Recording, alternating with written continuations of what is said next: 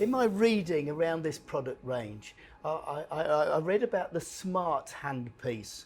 So is that standard on all of these three devices? And exactly what do you mean by a smart handpiece? Yeah.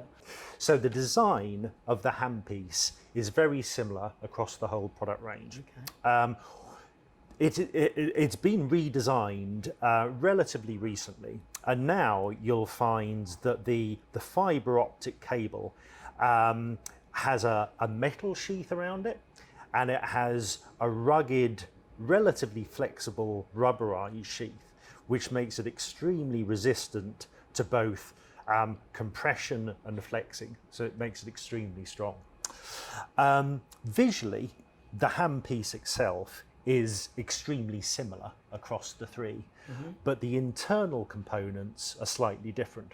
Oh, okay. So to interchange the treatment heads, it's a simple twist and pull type action, rather than a lengthier screwing type design. So these quick attach heads are easy to fit on. But the difference between the three is the higher power units, so the 25 watt XPI and the 40 watt XLI, have what we call an IQ handpiece. And what that means is there's a large number of internal components in here, but there's an accelerometer as well that can measure the speed you're moving it and the direction you're moving it as well. So if the user is treating at the correct pace, or you moving the handpiece in the correct manner, it'll illuminate green. If they're moving it too fast, it'll illuminate amber yellow color. However, if they're moving it too slowly, it'll illuminate red, and they'll get haptic feedback. So you get both visual and haptic feedback, which tells the user if they're using it correctly. Now that's only available, the internal components and the accelerometer, in the two top end models. Okay, so that ensures we don't get too much warmth in the tissue, presumably. If we go too slowly. Indeed, it ensures that you're dosing the tissue correctly. Yeah. Indeed, Yeah.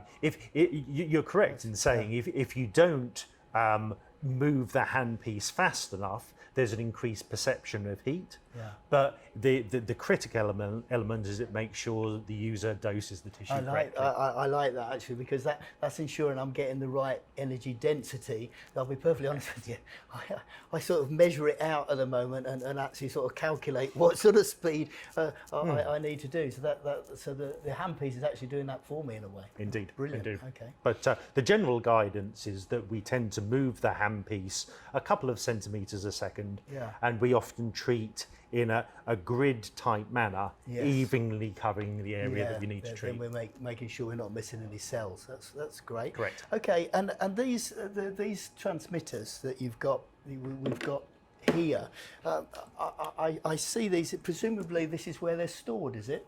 There's a storage box ships with the packaging where you can keep the treatment heads, but there's an attachment on all three of the lasers, which allows the user to keep these attached to the top of the unit, so they're safe. You don't lose them. But for ease of use and swapping from, say, a soft tissue area to a bony area, I like the fact that I could have them readily available. Quick and easy to do, and also it keeps them dust free.